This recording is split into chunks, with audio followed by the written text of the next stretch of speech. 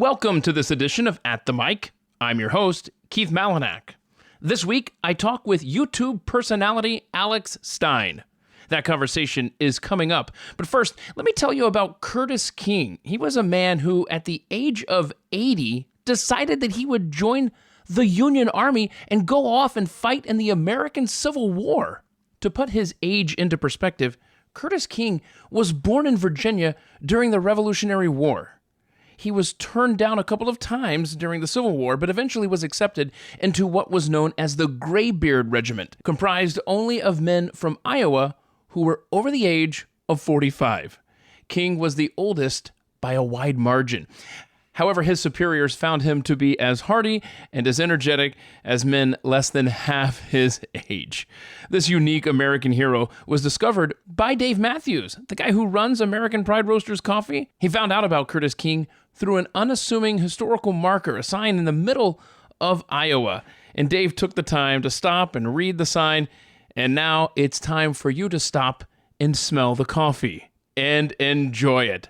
The APR Curtis King blend is a specific brew of smooth, full city roasted Ethiopian beans fused with bold, sweet French roasted Sumatran beans to give it a unique flavor that only APR coffee can deliver. Americans like Curtis King are honored through APR Coffee. It's a unique blend for a unique hero, Curtis King. Try the blend for yourself over at aprcoffee.com today. And don't forget promo code ATM at checkout. It's going to get you 10% off your entire purchase. That's the new Curtis King blend at aprcoffee.com.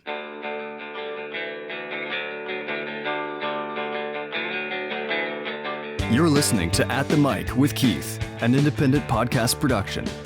This week, I sat down with Alex Stein, who made his mark showing up at city council meetings and, shocking those in attendance, quite frankly. But he's done so much more, and he sat down and talked about all of it with me right here on this edition of At the Mic. Joined here today in studio with Alex Stein. I'm sorry, hold on, not Alex Stein. It's not just that. It's Alex Stein 99. It's primetime 99 Alex Stein, Keith. That's the proper presentation. And listen, I'm so grateful to be here this morning. I know that Are you? Well, I am. I mean, I got up early. It's just I'm really annoyed because we were already talking about it. There's a little traffic, issue, and that's what's annoying is we pay a lot of taxes. The streets should be open, and they did not have an alternative route that would save me any time. I know, and I was complaining too because the roads are being worked on, which is fine because I guess we got to fix potholes. But now there's all this tar on my car because I'm trying to go over the curb. Yeah, so it's like I think I might have ruined my Toyota 4Runner just trying to get here, but it's okay. It's worth it. I'm here at the Blaze. I'm here with you. Okay. It's worth it. So, yeah, and you were telling me off air that you literally had, and I believe this because you told me where you were, 0.2 miles you had to go, and the route you had to take was actually how long? It was literally added about 5 or 6 miles because I had to go all the way around Love Field Airport. It's just such a pain. And now these gas prices, dude, these gas prices are so expensive. I can't afford this. I can't afford it, Vladimir Putin. Alex, I appreciate you coming down here and making time. You've been on practically every other show here in the building. We love you here. And by the time this episode of At the Mic posts, you're probably going to be living somewhere else completely because your star is absolutely taking off. Tell everybody how this all started because here's what I think. And if I'm wrong, please correct the story. I first became aware of you at Dallas City Council meetings. I've seen you at Plano City Council meetings. You take full advantage of the 2 minutes or whatever they give you at the podium. Yes, 3 minutes, yes. And by the way, you'll have more than the 3 minutes that you're allotted at these meetings to answer these questions today. Okay, good. So you have all the time you need here. So is that where it started for you? Well, no, I mean, honestly, okay, so for me, because I guess this shows you're getting to know me, so my name's Alex Stein, and I graduated from LSU in Baton Rouge, Louisiana in the year of 2010. So not that long ago, but gosh, it is kind of that long ago. So I immediately didn't have, I got a degree in general studies, right? So that means I got a minor in sociology, a minor in business, and a minor in communications. It's like the easiest degree to get. I walked into the counselor. I was like, what's the easiest? They're like, we have this thing called general studies where you get 3 minors. But the one thing is you had to have over a 2.5 GPA. Oh, no. And my last semester, I had a 2.4, so I had to take an extra easy class just to get it up to a 2.6, like class I had to get an A in. Because I was like taking some hard business classes my last year. Hard for me, like, finance 3715, which is like whatever. But listen, so I graduated by the skin of my teeth. I mean, literally, it was a pain in my derriere. I graduate. I don't have a job. I decided to move to Los Angeles, California. Now, where are you from originally? Because Dallas, Texas. Born and raised here, because I sent out the email with the questions, and we reference it a lot on this show. I didn't get yours back, so I'm just going to be asking you these cold and learning right along with the audience. So you're from Dallas. Why did you choose LSU to begin with? Okay, so my freshman year, I went to the University of South Florida, and I played football. So that was kind of my biggest mistake. I should have played football at a small school, and I got my butt kicked. I played on the scout team. I just got crushed. Oh, what position? I was really a defensive end, but they recruited me to play offensive line. And basically, I was just kind of like a big 6'4" white guy. They wanted me to be like 300 pounds and play offensive line. So I played some guard, but I was on the scout team a lot because your freshman year, I wasn't going to get on the field. Right. So I was always playing scout team tight end or scout team tackle or scout team center, whatever they needed me for the scout team. And dude, I just got beat up every day. And How long did it take your body to recover after each practice? I'm probably not. I mean, my brain, I probably still have serious damage in my brain. So I don't know if you can recover from that. I probably got CTE a little bit, which is okay. Everybody says UCF, but it's USF, and it's actually a Division I program. Yeah, the Bulls, man. Yeah, the Bulls. Yeah, they're okay. And so I leave there, and all my friends were such idiots. The reason why a lot of my friends went to LSU is because when we went on college visits, LSU, our fake IDs worked the best at LSU. So we made a really terrible... And LSU is kind of hard to get into. I mean, it wasn't hard to get into, but it was like harder than Ole Miss. It was harder than Alabama. It was harder than a lot of those other schools. So I guess in our minds, we're like, oh, this is a good school. It's not. It's not a great school. It's like, no, it's really not. It's just a bunch of like Cajuns, which is cool. I like Cajuns, but it's just like... Louisiana, the movie The Waterboy is like a documentary. If you watch that movie, no, it is like that. Seriously, that's what Louisiana's like. That's the exact documentary, and all my buddies in Louisiana will get mad. But it kind of is really like that. Yeah. Is Baton Rouge a nice place? No, it's exactly like The Waterboy. It's okay, not so nice, there's nothing redeeming about. No, I mean it's redeeming because you can drink as a 19-year-old very easily. And like there's great food. Oh my gosh, I mean Louisiana has the best food. I'm talking about the crawfish etouffee. I mean, you talk about the boudin, you talk about the po' boys. I mean, yes, when you talk about food culture, it has great, and alcohol and food culture, top notch. Yeah. Driving on the streets, crime. I mean, we always had stuff broken.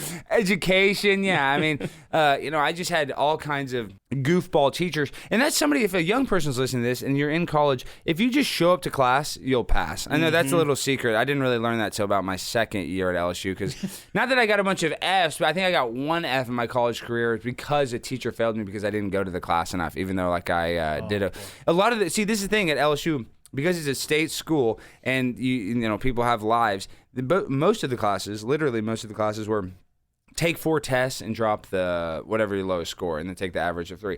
So it's really not that hard. So you can kind of cram for those 4 tests and you can pass, the majority of your classes at LSU.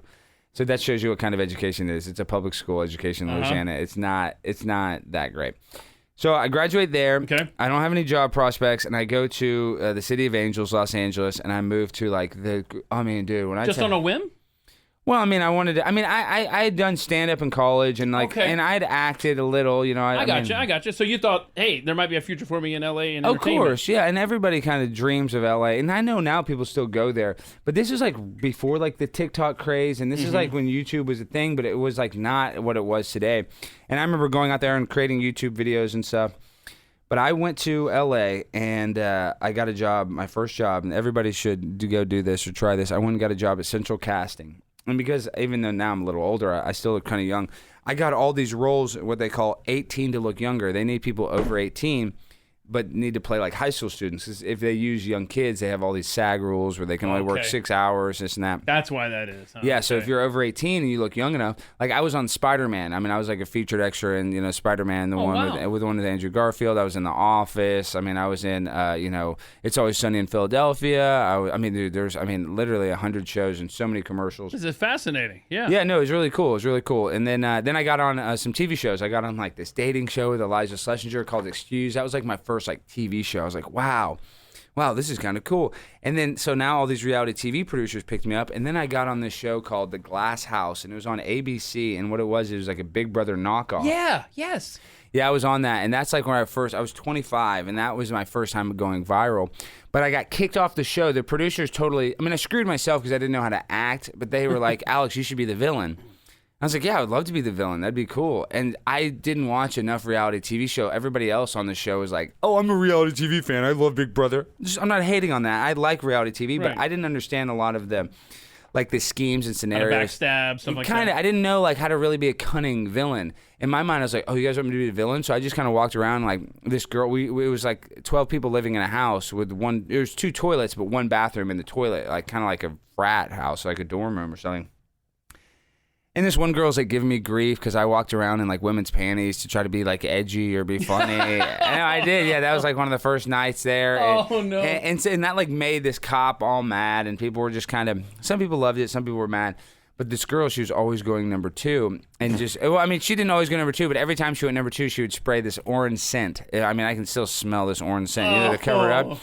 And so, you'd walk in the bathroom and just smell like orange scented poop. And so one of the days we got in an argument. I'm like, shut up, Erica. And I'm friends with this girl now. I'm like, every time you go in the bathroom, it smells like orange scented crap. It's like, well, how much are you eating? I was really mean. I was really, really mean. And I went after everybody's insecurities. I didn't know. And there was this girl who I was kind of friends with on the show, Joy.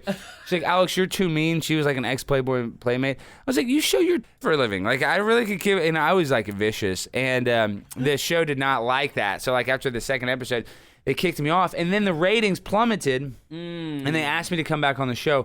But this is what sucks, because I was kicked off that way, and they write, when you sign the terms of service, or whatever you want to call it, your contract, it is a game, even though the producers can manipulate it. There's somewhere in this says, if you get eliminated from the game, you can't come back and play to win, So they brought me in just to, scare the house guests, and I was like, this is stupid if I can't win the $250,000 or whatever. So then I was on another episode and left, and that was kind of my first viral moment. A bunch of TV, a bunch of websites picked it up, someone new to hate, Alex Stein. It's this is a new, nice. Yeah, and they rated me the worst villain, not in a good way, but the worst, the least effective villain. And so I did that, and then I got noticed by. I guess I skipped this part. When I was in college, one semester, I'd gotten a little bit of trouble. I'd gotten a fist fight, and then they put me on probation. And then the LSU Ole Miss game, I got caught drinking at the game. I know I'm the only person that ever gets suspended from LSU for a semester for alcohol. And so this cop, they pulled me out, and they got my student ID, and then we fought it, but. Eventually, I had to take off a semester at LSU, and it was my second to last semester before I graduated. So it was just a cluster, but it wasn't that big a deal because I was about to get out of there anyway. So I worked as a production assistant on the TV show Cheaters. Keith, you ever watch that show? No.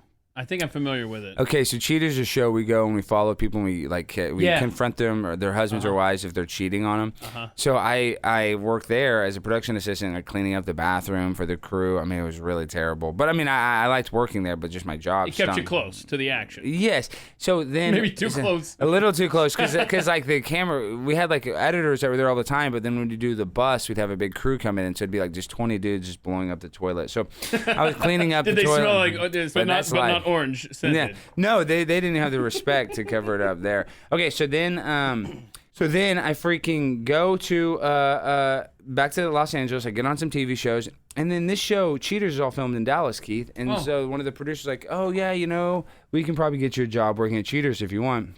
So I started working there, and I basically started off, once again, I was higher up than a production assistant, but I basically started off kind of just being a liaison to the, the clients, the people that we booked, make sure they get to the studio and whatnot. And then I stayed there for 8 years, and I became a producer. So that's what I had been doing. And I also am in the car business. I was buying and selling cars because, Cheaters, we work 6 months of the year. It's we don't work. It's not all year round. We shoot in seasons. But you'd only have 4 or 5 months in between, but you kind of had to have a second job. So I'd sell cars, and I worked at Cheaters. And then, dude, very sadly, I got really close with the host. His name was Clark Gable. He was actually the grandson of the famous Clark Gable. Oh, wow. Yeah. He was from Gone with the Wind, yeah. And but Clark was actually a really, really awesome guy. He was one of my good friends. He was like, when I talk about like drug tolerance, he had like a huge drug tolerance. You know, he's like one of those party animal type guys. Like he's from California. You know, he just like drank a lot and partied and always smoking a cigarette. He's just kind of an edgy guy.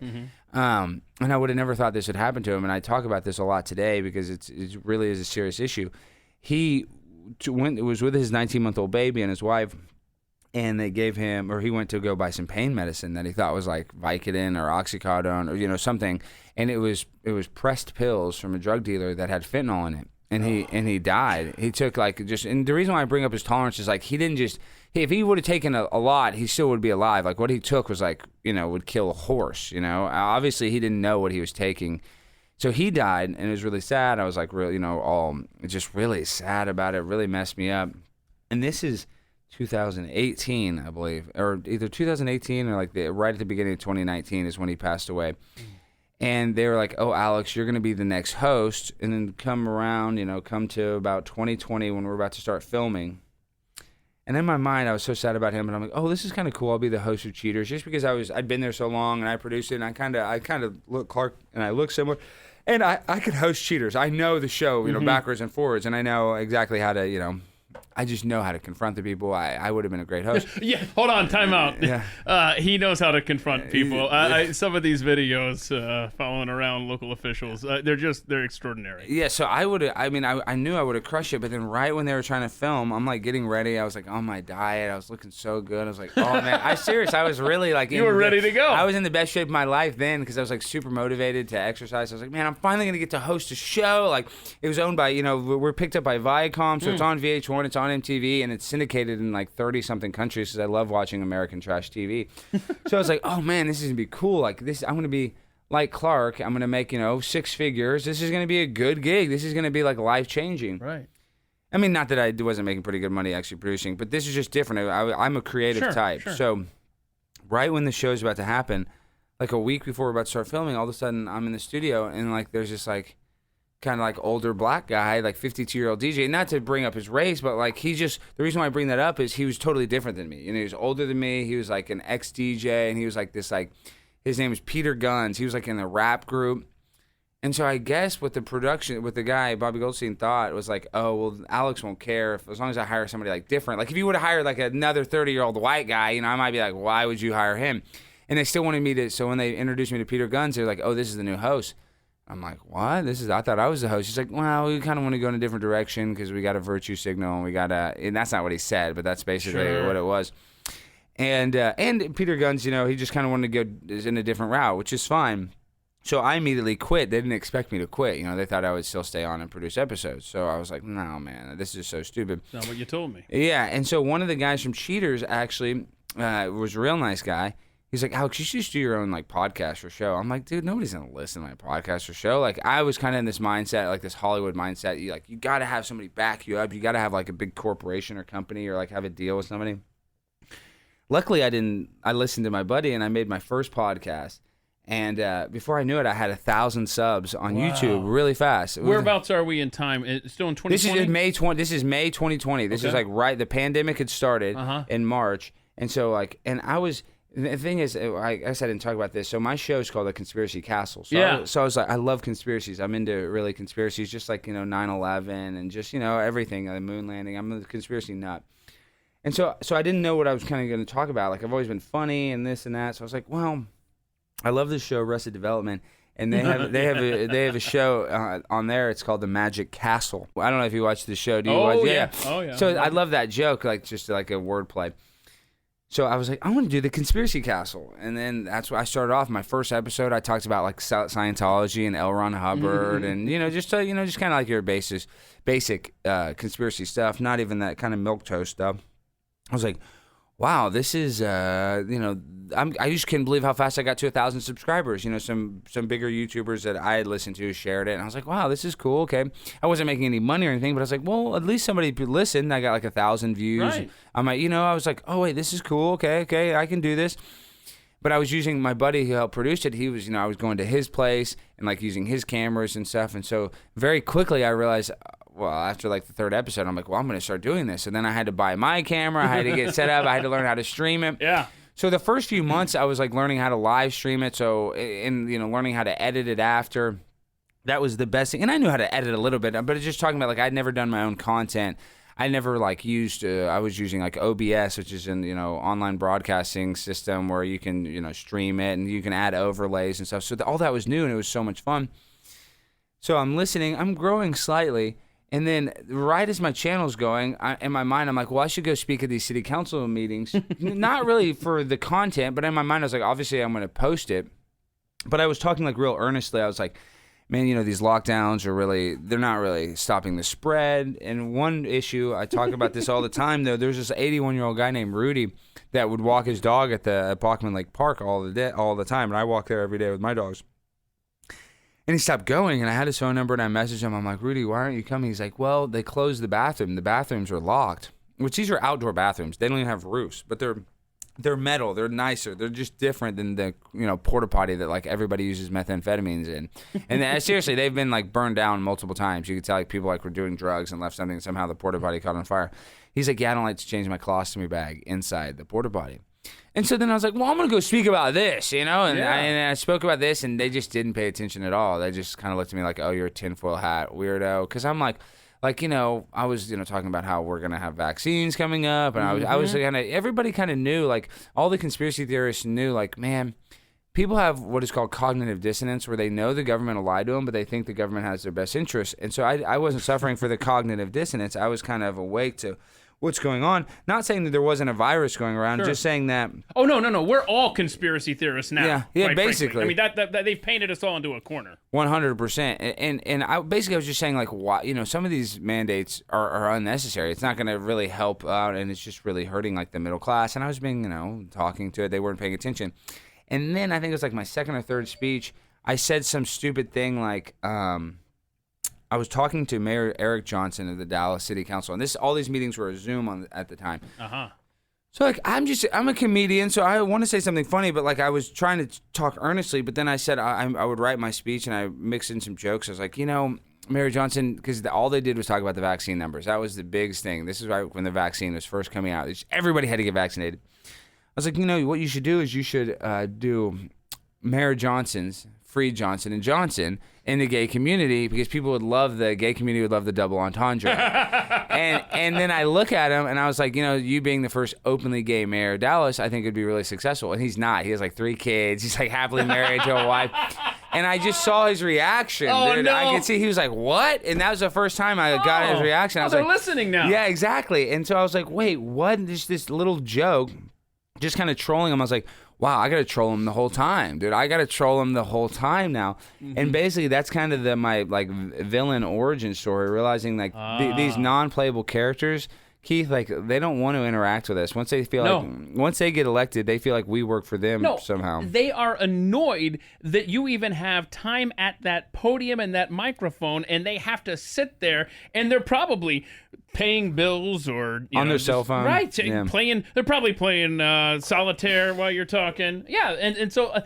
And this the first time I ever saw you was the Dallas City Council meeting, and you were complaining about the abortion law in Texas and how now you've got to be a responsible person, and that's not cool. Yeah, that was the first time I saw you. See, that one went viral. That was like my first one, and I went and I talked about how abortion is the best form of birth control, and I love it. And now that I can't do it, like I gotta wear condoms and stuff, and I was just saying all this crazy stuff, and like.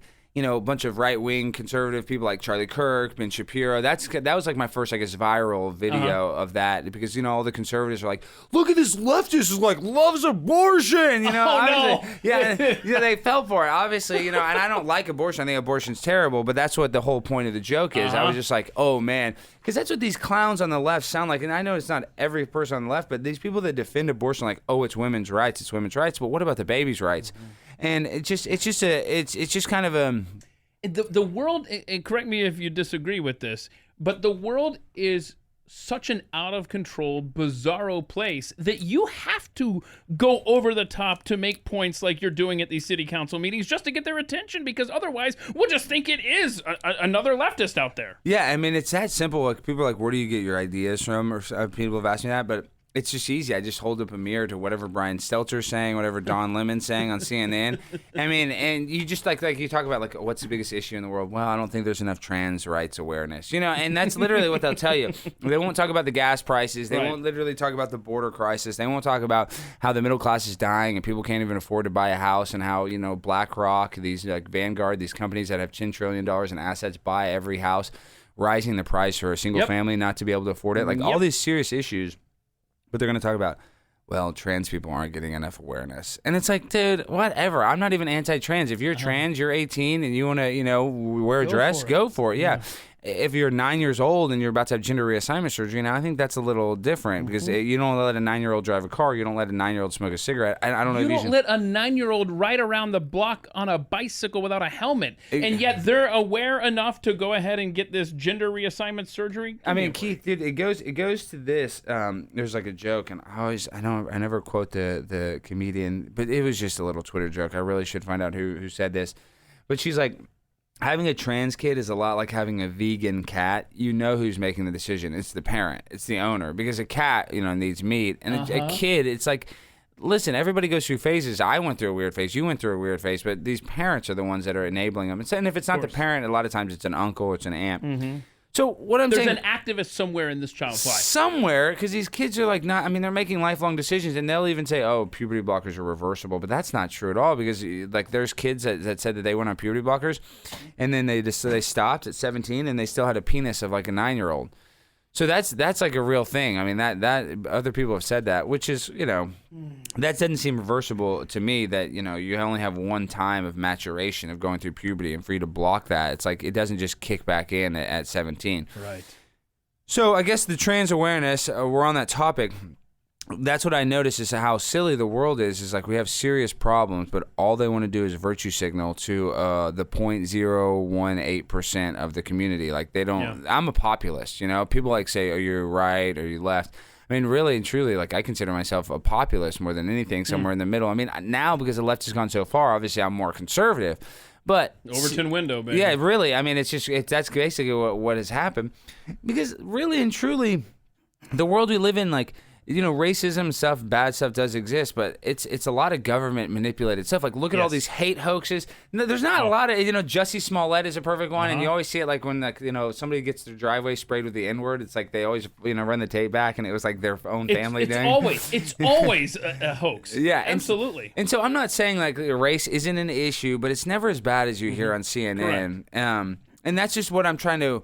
With my show, this is what I noticed. So when I first started off, doing podcasts and trying to, wake people up to what's going on in the world, people were listening, but people were just so tuned out. They're an information overload. I was on the Tucker Carlson show, not to name drop, but one of the things I talked about was trauma-based mind control, and that's basically what we're under. Like if you're looking at CNN, there's always a death scroll of how many people have died, and it's just constantly keeping you in this fear state. So what I noticed is when I created content, the best way to get people's attention is to blur the line of reality and fiction, like Andy Kaufman used to do. I'm a huge Andy Kaufman fan. And so if that's why I started doing like the speeches where I'm like pro-abortion, and people were like, is this guy for real? Is this guy for real?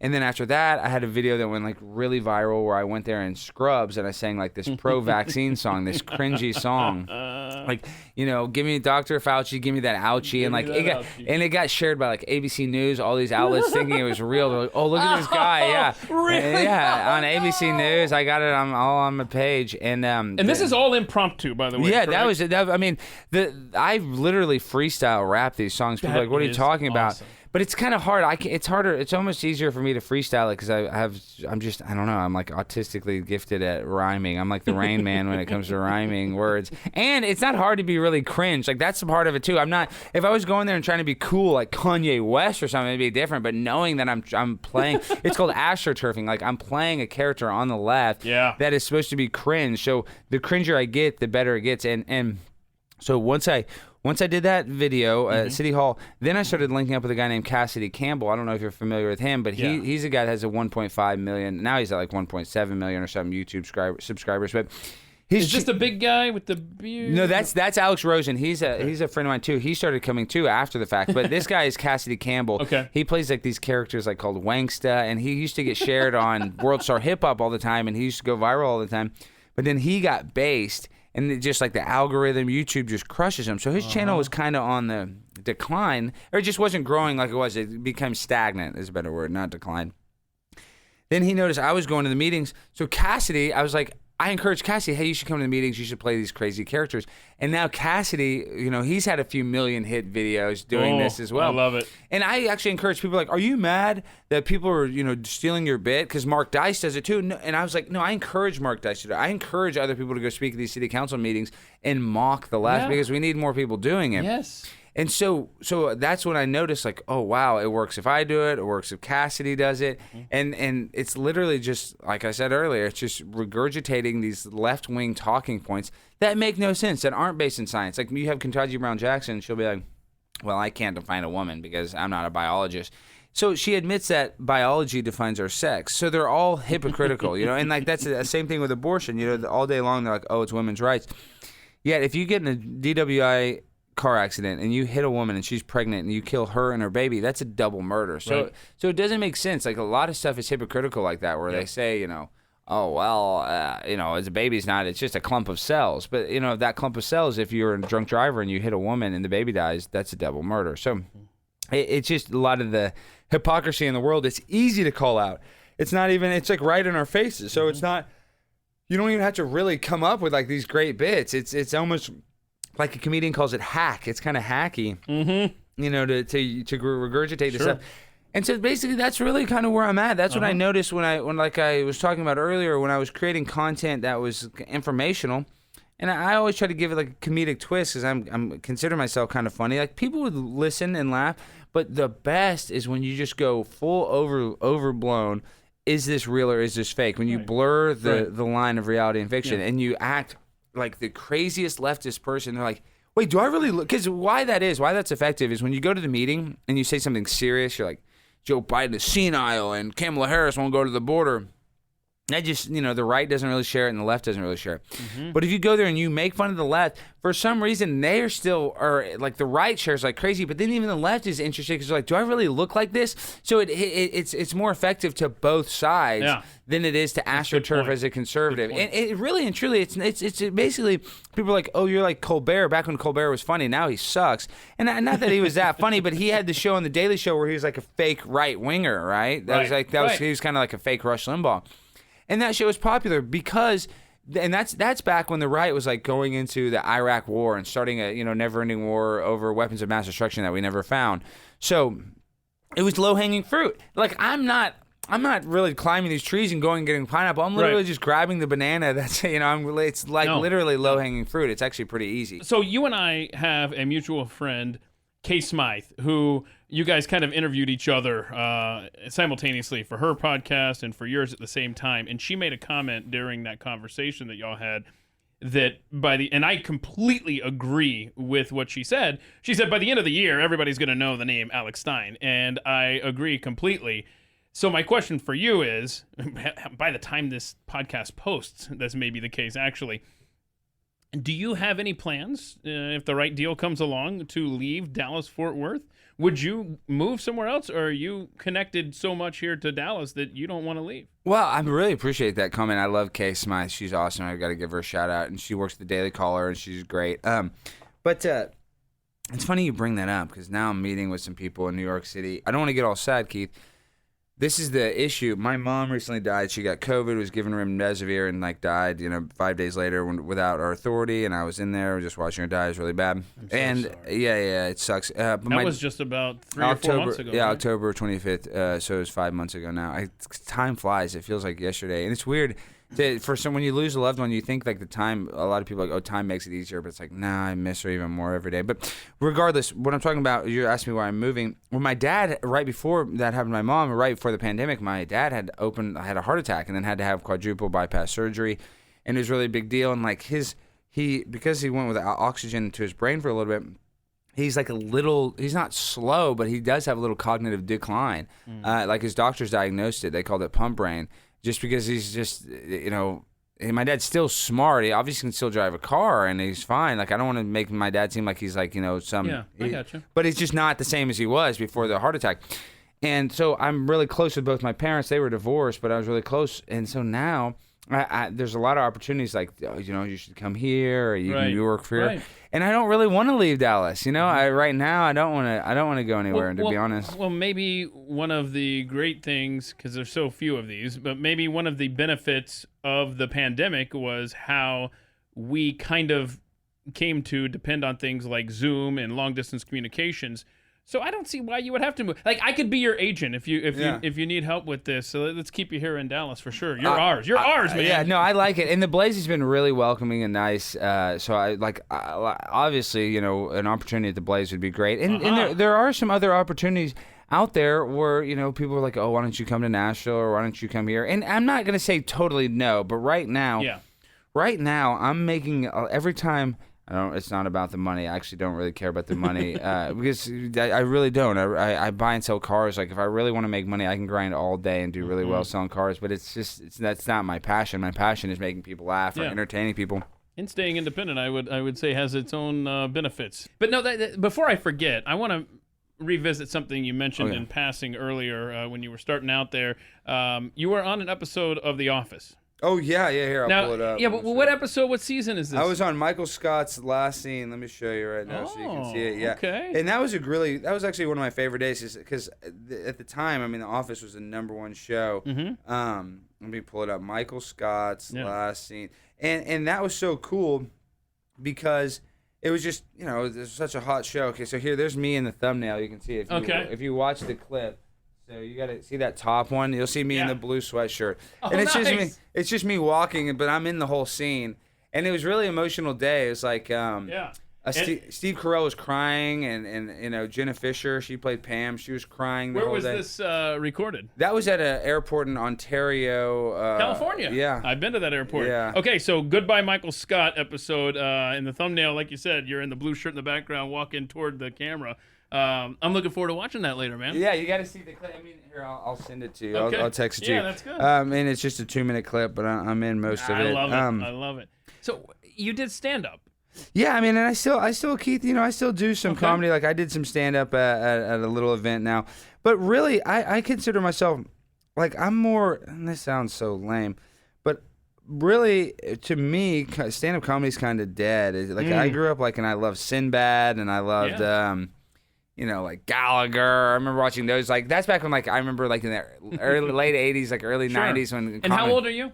I'm 35. I'm older than I look. But I'm saying, I remember back then, they used to play on Showtime a lot, and then Chris Rock had specials that were good. But this day and age, it's just not the same. Louis C.K. just won a Grammy for his stand up, but I didn't even hear I didn't even watch his special. And I like Louis C.K. I'm just saying the form of where guys standing. There's so much media now. It's kind of killed it a little bit. Yeah. So what in my mind is, I like to consider myself a performance artist. I want to do. And it comes to the same. Andy Kaufman is my personal hero. He's my motivation, just because I love where his mind's at. So I guess when I try to do comedy, I kind of want it to be performance art. I want to do something weird, a bit I like to do that I stole from Andy Kaufman is where you call somebody from the audience that and they throw water on you, or they they hit you, and not everybody in the audience knows. I do that bit with my buddy Cassidy and my buddy Jimmy. So I like to do weird stuff that is not your standard setup punch joke. Right. And I can sit and talk all day on a microphone. I've noticed. I love this. I've literally just had to crack the mic and let you go. Yeah, well, I have a lot to say. I guess my favorite, one of my favorite jokes, and I think I stole this from a meme. See, I'm kind of a hack comic, but when they're talking about the mask, they're if a pair of Levi's can't stop a fart, then a mask will not stop a deadly virus. Right. So, I'm just saying, it's little. There's just little stuff there where you can mix in jokes as a digital content creator and make an impact on society. Yeah, and see, when I go to these meetings, it's funny we bring up comedy because it's very similar to your 3-minute open mic at a comedy club. The only difference is there's a camera there, and there's an audience that has to watch you. That's so great that I love about these. You're taking advantage of the media that they've set up and you don't have to do anything. You literally just show up. Here's my question for you, though. Do they see you coming? Do they see you in the hall? Oh, Do they see you out they know me now. Because you have to submit when you go to for those that haven't gone, and I'm sure it's at Dallas and Plano and other places I've seen you. I know whenever I've talked in front of a city council, you always have to submit your name and your address and all this stuff. I'm surprised that these municipalities... do they just let anybody talk even if you're not a resident? Yeah, well, everybody says that. Like, oh, they're not going to let you talk. Well, if you work in the city, they have to let you speak there. You can speak as well. And, dude, you have your First Amendment right. Like, if you go sign up, that's the problem with a lot of the ones on Zooms. You start acting crazy, they can just kick you out of the Zoom. Mm-hmm. But when you're in person, they kind of have to let you speak. But there are rules. Like in Dallas, it's once a month. In Plano, you can speak, every 2 weeks. So different cities have different rules. And so now I'm going to have to hit other suburbs.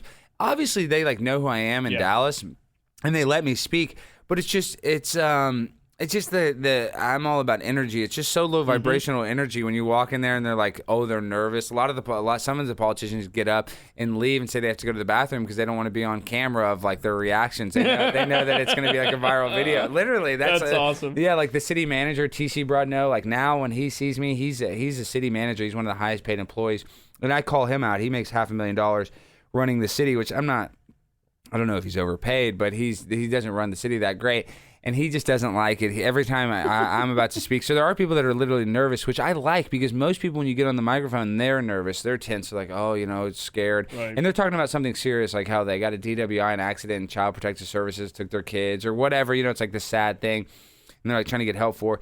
And you can just tell they're trembling. But I love it. I love when I go there and I put them on ice skates, and I have the politicians like, oh, wow, what's he going to say? What's he going to do? So that's my favorite thing is when and I like that they're a little nervous. But see, now I have to go to different cities. I got to go to, the Colony. I got to go to Allen. There's a bunch of city councils. But luckily we're in DFW where...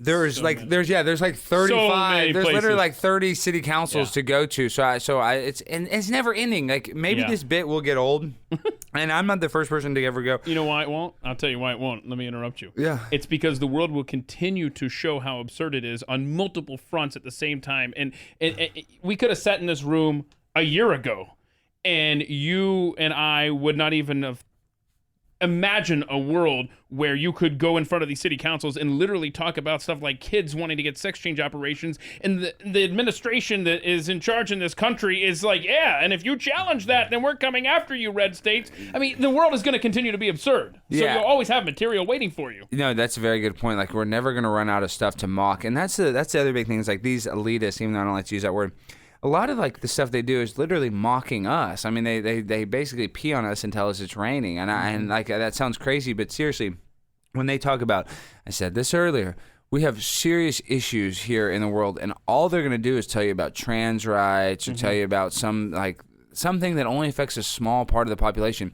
Instead of talking about the things that affect everyone, like these gas prices, like the rising inflation. So I mean, and you look at the art too. This is why I think I have a chance of it being effective. If you look at the art today, shows like Saturday Night Live, not that long ago, like 5-6 years ago, every Monday there was a viral, they would have a clip that would go viral because it was such a funny sketch. Right. And even though art was even getting, worse 5 or 6 years ago, but now it's so bad, it's all about virtue signaling. SNL sucks, so there's a huge void. There's not even really a good comedy or content. So many people, that's the comment I get the most that when I see reoccurring, they're like, this is like what Saturday Night Live would be if it was still funny. And I agree with that. That's the one comment I really agree with. I'm not saying that I'm Saturday Night Live, but I'm really basically doing the Saturday Night Live skits that they're not allowed to do because it would be considered too conservative. I mean, too controversial. Right. No, you're exactly right. There is that entertainment void, and people such as yourself fill it while making a point, and it's political humor that used to have a place in our society and now is completely silenced by algorithms like you mentioned. And the latest video I had go viral, it had 1 million hits in 12 hours. And then they put a sensitive content warning of me in a bathing suit. And it ended up getting another 500,000 hits, which I'm very thankful for. But the reason why that's annoying is on that same app, they literally have adult pornography. Yes. I mean, they literally have it. So for them to say, oh, this is sensitive content because I'm a male in a bathing suit, they just shows you that we can never beat the technocracy because they can write these rules. Yeah. And it's similar to the reason why I had the other viral video that went super viral this year. I had the Prayers for Ukraine rap. And the idea for that is, even this blew my mind that on Twitter and on YouTube they agree that you could say you can kill Vladimir Putin all day long. Like literally, they said it in their terms of service. Like that's not going to be a strike. And that's what blew my mind. I'm like, well, I wonder how much I can push this to the limit. Like, how much can I say? Can I kill Vladimir Putin? Because you saw Lindsey Graham said it on Fox News, and so it just shows you like. It's hypocrisy. They say that porn is fine, but me in a women's bathing suit is sensitive content. Which, by the way, you look quite lovely in a women's bathing suit from circa 1925. And that's what they say. I look like Marilyn Monroe, and in that bathing suit, so many women have hit me up. It's like, wow, they're like, where'd you get that bathing suit? They like the bathing suit, and I'm about to post it now. I might do it right after this on my way home.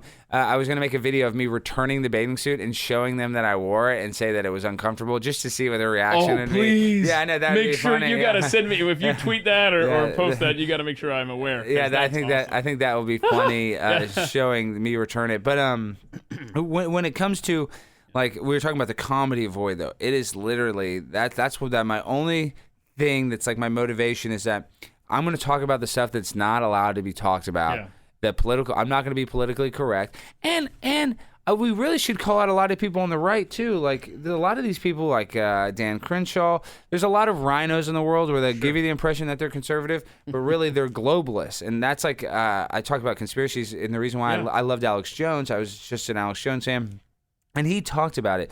The biggest problem with America too is that we're not being run by human beings. We're being run by multinational corporations that have global dominance, that care about getting a better deal in China or getting better deals in wherever they can, outsourcing their employees in order to destabilize America because they don't care about America. They're not America first. So that's really one of our biggest problems is these corporations, they don't have the ability to feel empathy. They don't care about the homeless person. They just want to make $1 out of 15 cents, and they want you to just be a blind consumer to all this. It's like that movie, what is it, THX 1130 or 1138, whatever, I forget the name of it. But in the future, it's like they just literally want us to be like mindless drone consumers of their products. They don't want us to push the envelope, be free, and that's where we're heading. We're kind of heading to this dark dystopian future. We're on a crash course. Whatever I'm trying to say. We're on a plane crash to it. I don't know what the heck. We're on our way to hell in a handbasket, as they say. Yeah. So, okay, let me switch gears for a second here. You mentioned you have a couple of dogs. What kind of dogs you got, man? Oh, dude, let me just tell you something. I'm a big dog guy, okay? Okay, dude, I'm a nut job about dogs. I too, but dude, listen to this. Okay. Talk about the freaking, I started off the pandemic with 2 cats. Okay. And a dog. I had a ginger. And I started off with 2 cats in, whatever that was, like March 2020. And dude, everybody, all these people like passed away from other stuff. So I'm like an animal rescue center. I have like a veterinarian hospital. I have 5 cats. Yes, I have 5 cats. Wait, do you live alone? I live alone. I live alone in a duplex, 2-bedroom duplex, which is nice. I have a backyard. I have a big place. So I have 5 cats. I have a pit bull dog, Ginger. And then my dad has 3 dogs. So I go walk his dogs. I walk my dog. Usually when I walk my Ginger, when I walk my dog, I'll usually go to my dad's house and not every day, but I'll go over there and walk his dogs too because my dad's older. He doesn't want to go walk his dogs. So, dude, I like take care of my 5 cats, my dog Ginger. Then I have a turtle named Jay Leno. And then I had to go about every day. I usually go mess with my dad's dogs too. So and he has 3. So it's like 10 animals. Yes, it's 10 animals that I deal with. That's as high as I can count, by the way. And it's annoying too because when I have to go walk my dad's dog, my dog gets along with only one of his dogs. Doesn't get along with all of his dogs.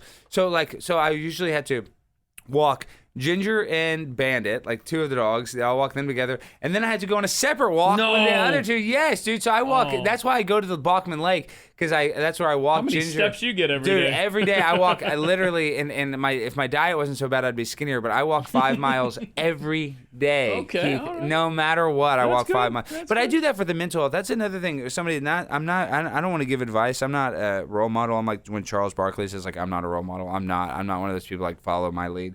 Because I'm a mess, But let's have a life tip here. Well, is for people like, oh, I don't want to exercise. It's not even really about exercising, guys, to look better or fit in your jeans better. You got to really do it for your mental health. Like, it's really important just to do even light exercise, just to move around. Because what happens is like, if you get your heart pumping, that blood flow and that circulation, it kind of gets out the cobwebs in your brain. Okay. And so that's what I would just say. So like, does me mowing the lawn? that's what I'm saying. push Mowing the more? lawn would be great. Cover Yeah. it? Okay, I think good. that would be good. I think anything that, as long as you don't even have to raise your beats per minute that high, but you have to look at like your heart as a pump, and you do need to circulate your body. Like some of the best exercise, and I'm not a fitness expert or a fitness thing, is like yoga. I mean, I'm not some guy that does wants to lift or do heavy weights. And you're like, why do you do it? Well, you got to do something for your brain. You have to move around just a little bit for your brain. And I know you have to get up early in the morning. You're probably tired when you're, when you're off work. And I know. I bet you want to take a nap, and then it's kind of hard. It messes up your day. It's hard. It's hard to find time, guys, to go. I'm lucky that I can walk for nearly 2 hours a day. I'm very blessed in that sense. Yeah. Let's go back to your childhood. I want to know your earliest memory growing up. Yeah, I don't know. People always, I kind of hate that question. Like, that's kind of like a... Oh, we could have skipped it if I'd No, known. I don't care that much. No, I don't care that much. But people always ask. But that's like a real general question. And I mean, it's hard for me to say what I remember, like my first memories. I mean, I like really want to say like going to McDonald's with my mom. Like, I kind of really want to say that. But I feel like there has to be something earlier. It kind of bugs me. I just don't like this question because I kind of don't remember. Like, do you remember, what was your first memory that you remember?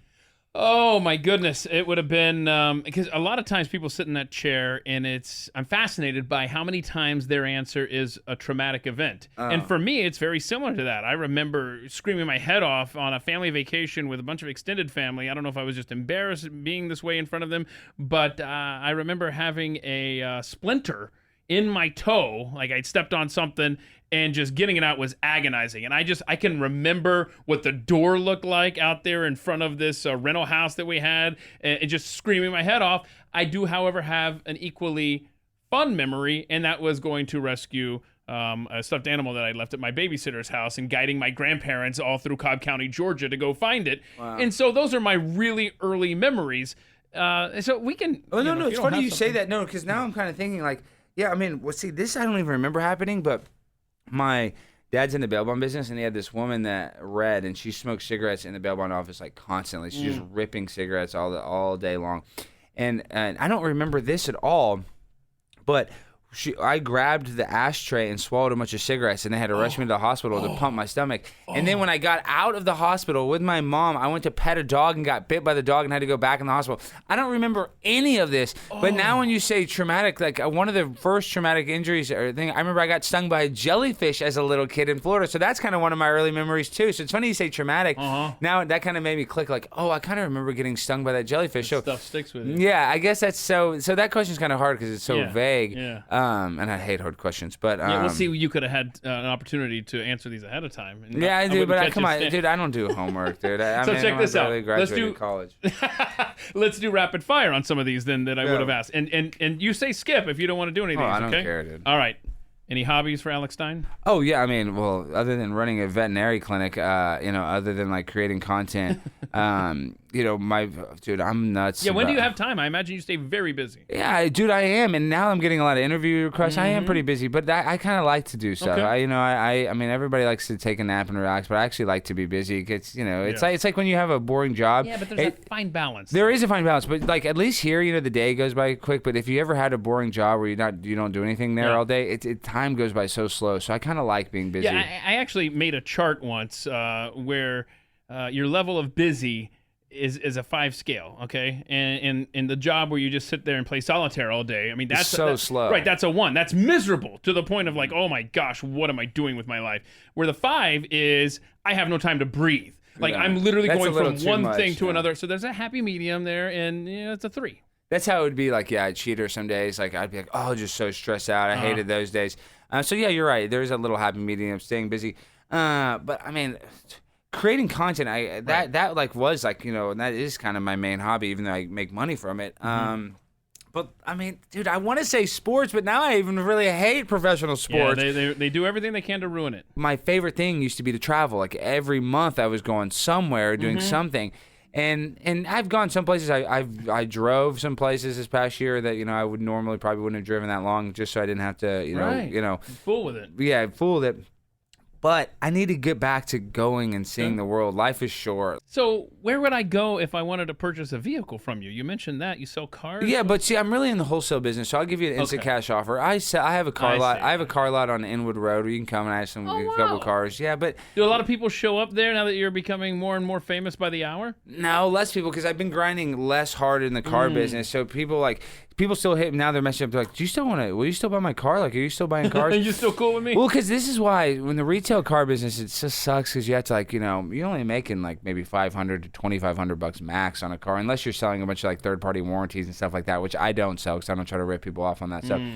The problem with the car, I don't like to sell my friends' cars because if anything goes bad, it just makes you look bad, and it's not worth it just to make $500. You don't want to risk a friendship over a purchase. And so that's kind of how strangers are too. And I've given people great deals on cars, and they've sent their whole entire family. And that's back when I was really selling cars, like really grinding it. I was retailing a lot. But I'm telling you, the best bet is this is the problem that's going on with the housing market too.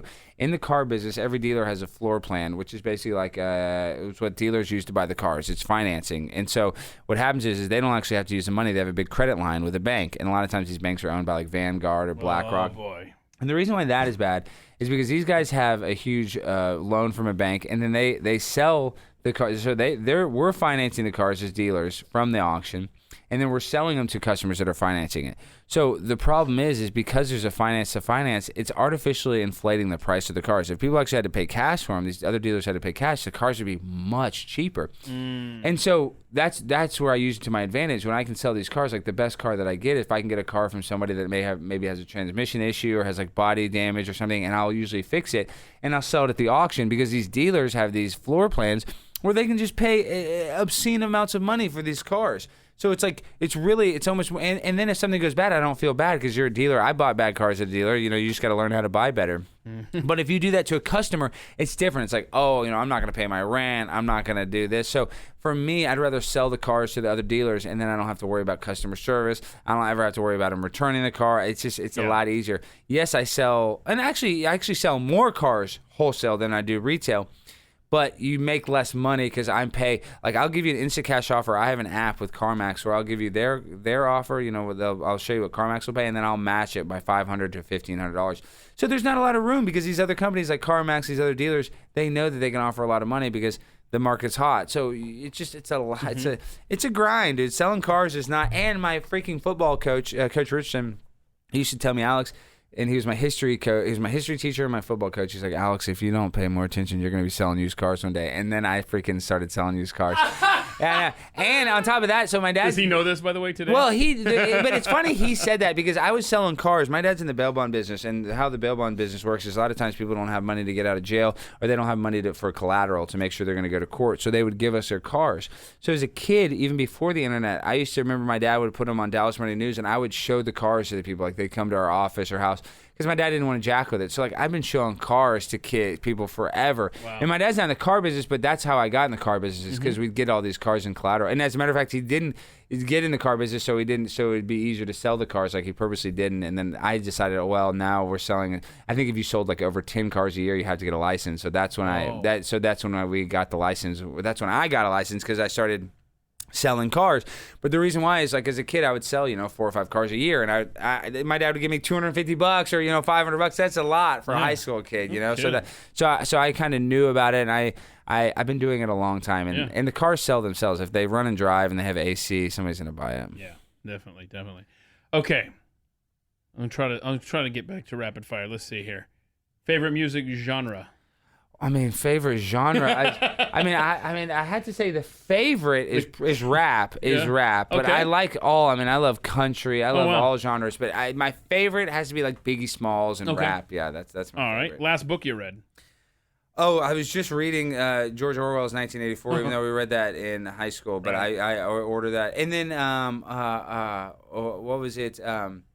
How to make friends and influence others. I bought that book. Influence people. Yeah, I was reading that, but I haven't read the whole book. But I bought that at the thrift store. I need to read it. Been using some of the tricks a little bit. Are they working? Well, the only thing I haven't read the whole thing. It's actually a little pamphlet. It's not even that big of a book. But one of the things it said there And I do think it helps people is to be appreciative, of other people. Like a lot of people don't appreciate like the support, and that's when the one thing is like I'm trying to be extra appreciative. Like Please and thank you are not that hard to say or type. Well, and it's hard too because when people send you messages, like I just want to make sure and tell people like I appreciate you sending that message because that says a lot instead of just ignoring people. Yeah. Making them feel appreciated, which is a simple thing to do, but that has changed my life, making people feel more appreciated. That's good. That's good. What's your favorite book that you've ever read? I mean, I got to go with Catcher in the Rye, okay. Holden Caulfield. I mean, these are all like required readings. I read the news every day. I read Daily Mail. I read Drudge, but I don't read enough fiction for fan. I don't read enough reading for pleasure. I just read for like information. I'm with you. There's very few books, in fact only a handful that come to mind, and I'm sorry everybody listening that listens to this podcast knows exactly what I'm about to say. Captains and the Kings. Yeah. You gotta enjoy Atlas Shrugged, and that's a really good one. To Kill a Mockingbird. Those gotta be my 3 favorite. Of course, Atticus Finch. Yeah, I mean, those are my 3 favorite fiction books of all time. Favorite app, Alex Stein? Twitter, but it's the worst, but it's my favorite. I know, man. Twitter is not a good place, though. It's not. Don't mistake what we're saying like it's here. It's a good app. Just because we are addicted to it doesn't mean it's a good place. No. Okay. Now this one requires some thinking. So if you don't want to answer this or you can't, that's totally cool. But it's if you could keep only 5 possessions, what would they be?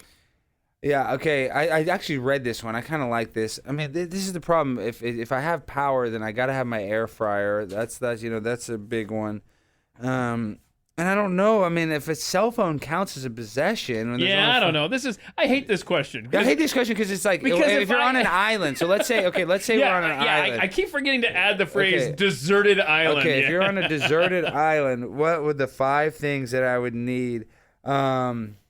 This is so difficult. I'll answer it right now. I mean, obviously you want shoes. I'm trying to think of like on the movie Castaway. Oh. If I'm on there, and you don't want to. Everybody's like, oh, I'd have a book, but probably like a medical book, whatever. Like the Grey's Anatomy book or whatever that is.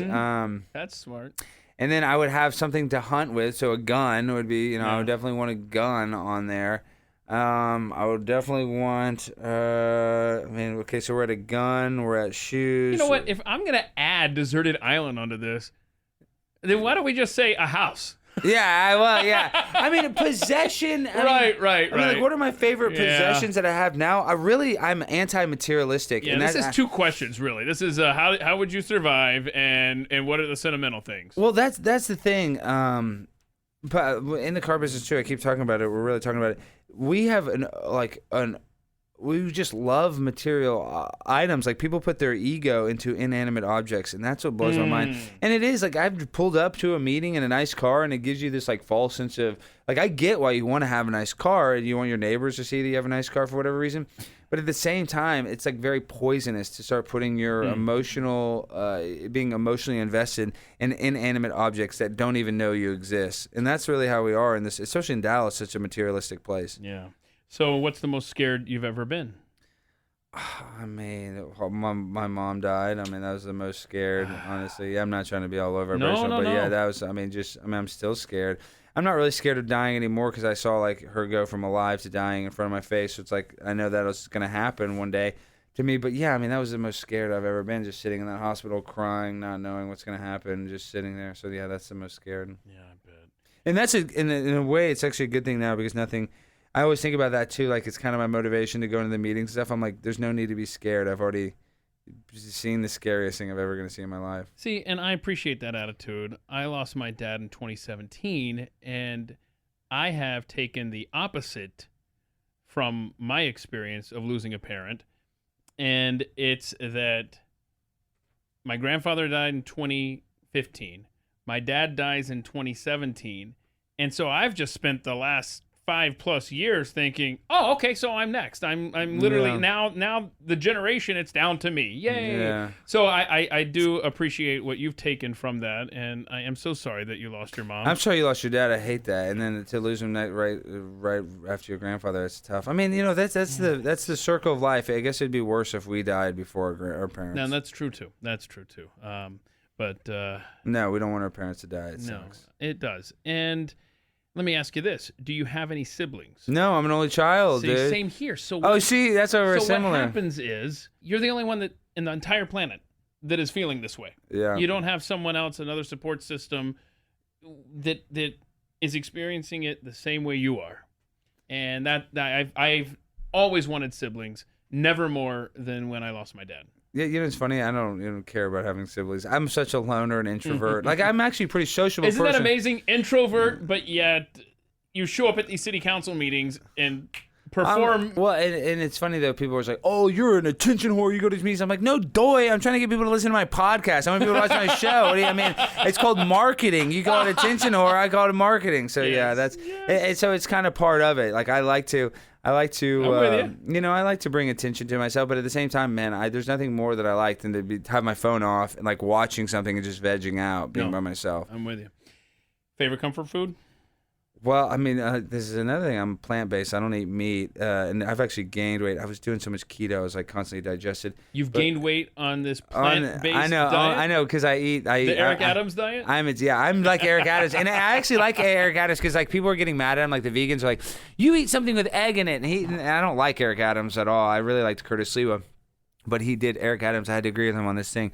I don't do it to virtue signal. It's just, man, I'm such an animal lover. When I stopped eating meat, my digestion changed. But my favorite comfort food, dude, I eat freaking cheese pizza like crazy. So that's the dairy. I mean, I eat cheese pizza. And really, I mean, McDonald's French fries is, I was talking about that. Like, I go and get McDonald's now without the meat patty, and I'll eat a Big Mac with no meat. So like McDonald's and pizza are my comfort food. But Eric Adams made a good point. Like some vegans are getting mad at him. They're like, "You ate a cake that was made with an egg." And so I eat stuff that has egg in it. I'm not, some crazy person. Like I have cats and dogs. They eat meat every day. I cook meat for my dog sometimes, so I'm not like this virtue signaler. And you got to feed cats meat. The chicken didn't die by laying an egg? I mean, for me, I almost did it too.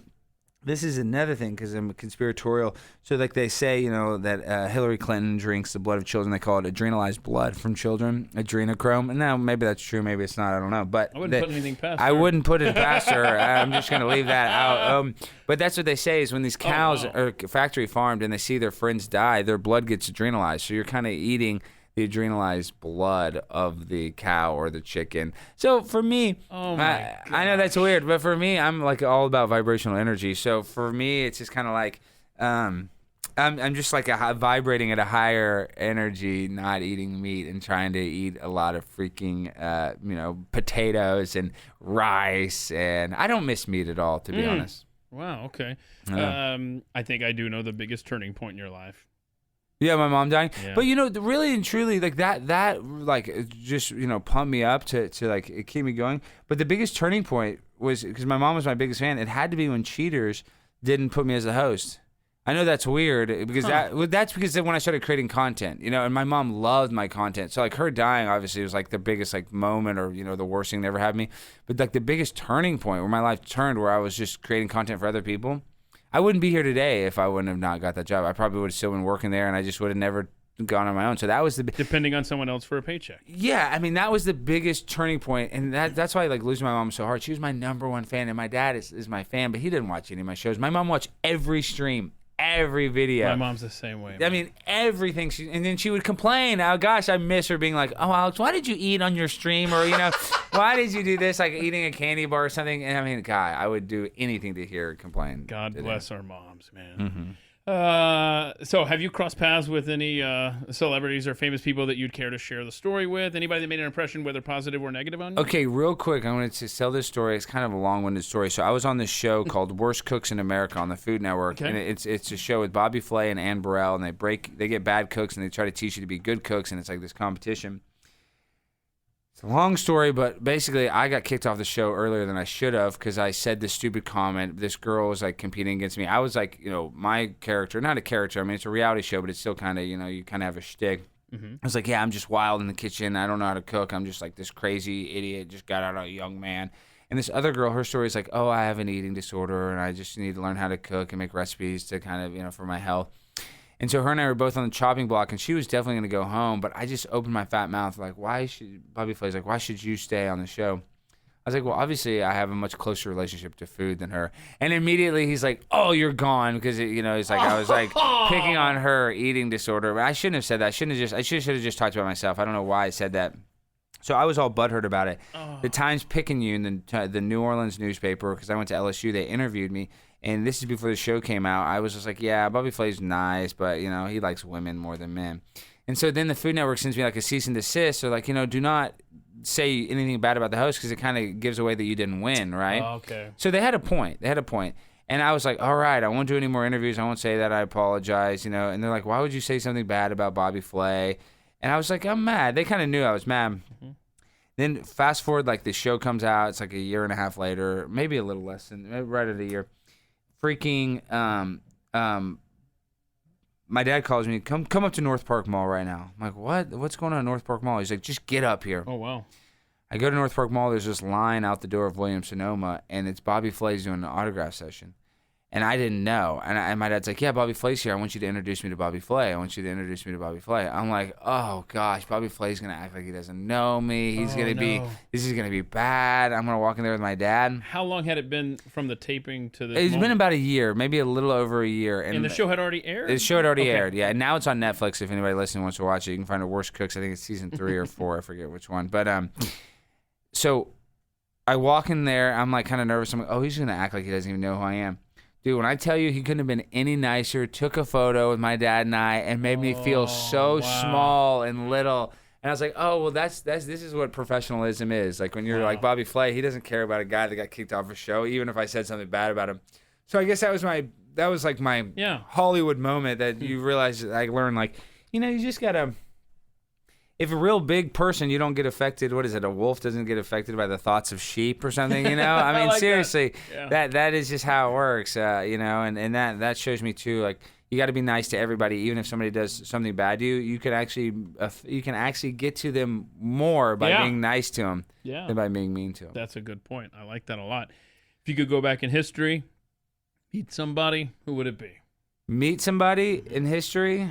You get to go hang out with them at a bar for a night. Osama Bin Laden. The reason why, because I'm a 9/11 truther, and so Osama Bin Laden was a CIA asset. You can watch a movie called Charlie Wilson's War about how the government funded the Mujahideen, and we actually gave them weapons to fight with Russia. And then Osama bin Laden, through the media, became like the worst terrorist in the world. So I'd just like to get his point of view on what his connection with, if he really, this is what they say, that he's a CIA agent. I'd be like, I'd just like to talk to him and get his side of the story. That's interesting. That's a movie I need to see. Yeah, you need Charlie Wilson's War. Yeah, well, just look it up. This is all declassified, though, in the 70s and 80s. It's been referenced in my world multiple times. You need to go see shame it. on me. Yeah, we gave them Mujahideen. Now, I do know that. We created Al-Qaeda. I do know that. So, that's why they call it Al-Qaeda. So you're like, whoa, why would you want to talk to Osama bin Laden? I'm not saying Osama bin Laden's a good guy. He's a bad guy. I'm just saying. You want to know. It's kind of like how people are like, oh, I would talk to Hitler. I don't want to talk to Hitler. I would actually kind of want to see Osama bin Laden's side of the story. If you're a 9/11 truther, you don't doubt that planes hit the building. I think planes hit the building, but I personally, when there's the Israeli art students that lived on the 93rd floor, which is kind of weird, like in the place with the highest rent in the world, they let these art students live for free, and they did a thing called the B thing, which is their project where they took out a glass plane and they put out a wooden balcony, and they paid a helicopter to come and take pictures. It was just a lot of weird stuff. And then I am not familiar with that at all. Wow, you need to watch Loose Change. Is that in Charlie Wilson's War as well? No, that's not in that. And then you also look at Tower 7, which is a 47-story building that would have been the tallest building in over 30 states. It was the first steel structure building to fall from office fires. So there's just a lot of weird stuff. And then you look at a guy like Larry Silverstein. He made $7.4 billion. He made twice the insurance payout because it was a double attack. So I just feel like they were patsies. I don't know. Let me say this. In the 20-plus years since 9/11 happened, the United States federal government has given no reason to me to think they have any credibility.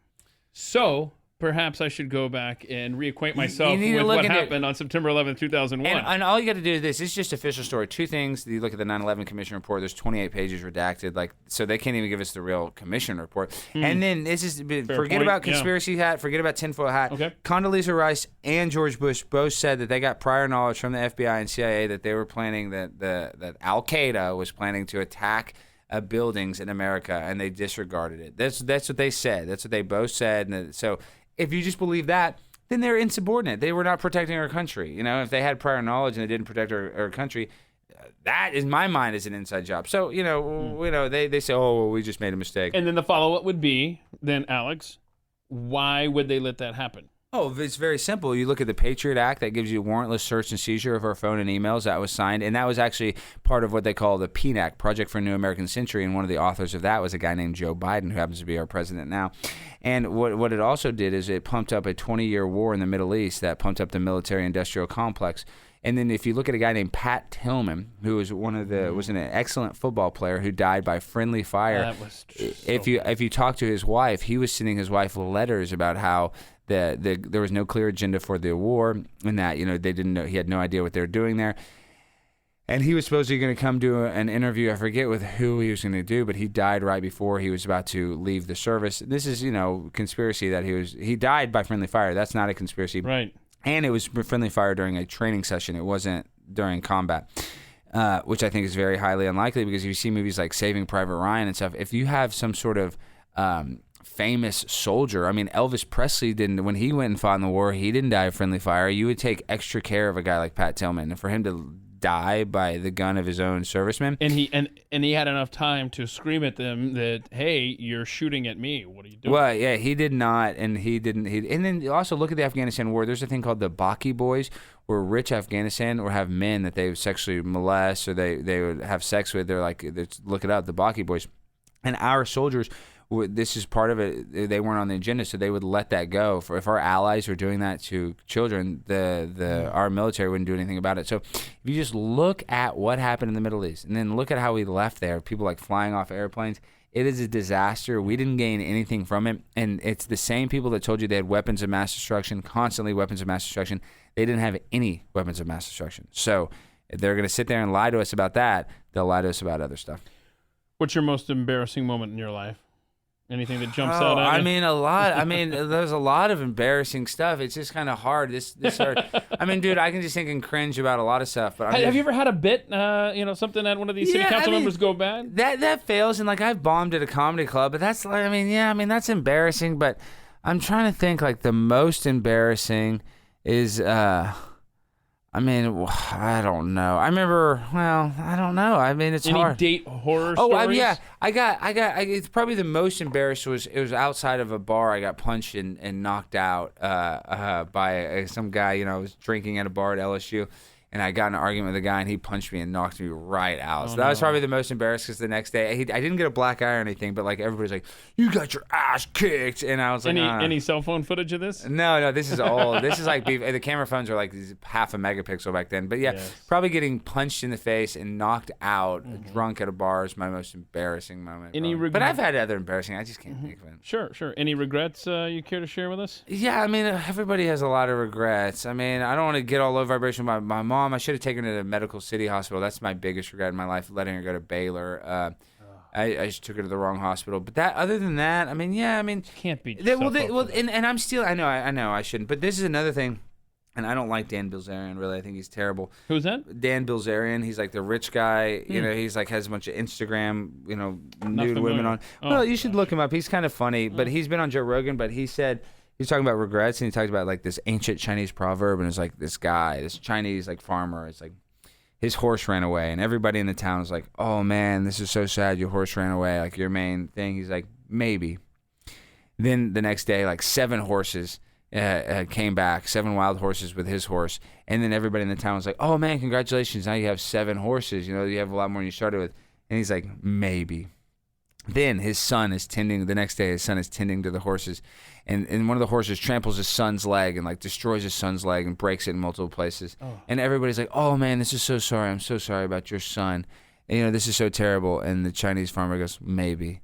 And then the next day, the conscription service comes around drafting kids, and they bypass his son because he has a broken leg. And everybody in the town's like, "Oh man, you're so lucky that he didn't get drafted." And then the Chinese farmer's like, "Maybe." And so I guess the point of the story is like you don't know what's bad or good until you have perspective of the situation. That's a maybe. Yeah, maybe, exactly.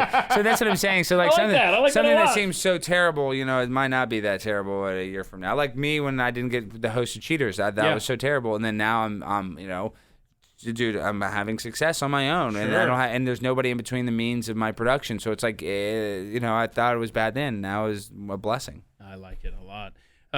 Anything on your bucket list you want to accomplish in your lifetime that you're like, I have to do this? Or I mean, my dream, I want to be like a red pill Jay Leno. So I mean, if my bucket list, I want to have like a real talk show, like that. I mean, and other than that, I want to. I don't have. Where you do like a stand up at the start of the show, and then you sit here and interview people about stuff. Exactly, and then they like Man on the Street. I used to love do that. I will do that. But when Jay Leno, I used to love when he did Man on the Street stuff. Like he would actually go do it like at City Walk or wherever he would in LA. So I just kind of want to. That's like my bucket list dream. But before, I guess. And I like that, by the way, that attitude. I will do that. No, I can do that. I will. I love that. I will. Yes. And I'm like, what other bucket list? I mean, I want to have a family, but I'm actually not in a hurry to have a family. I'm kind of nervous of getting married. My parents got married to each other, and then divorced each other, and they got married to other people and divorced. So it's like I'm kind of like jaded when it comes to getting married. But yeah, I need to start a family before I kick the bucket. Okay, well, it'll happen when you're not looking. That's when it happens. I've had a lot of opportunities. I'm just so scared of marriage. I probably had 3 relationships, my last 3 long-term relationships, all end because I didn't want to propose. Oh boy. Mm-hmm. Is that an Alex issue? Or? Probably, yeah, probably a little Alex issue. Yeah, Okay. I got mom issues. Maybe I don't know. Oh. Not before she died, but even while she was alive, I don't know. I date a lot of girls. I like dating, but I can't. The idea of marriage to me is just.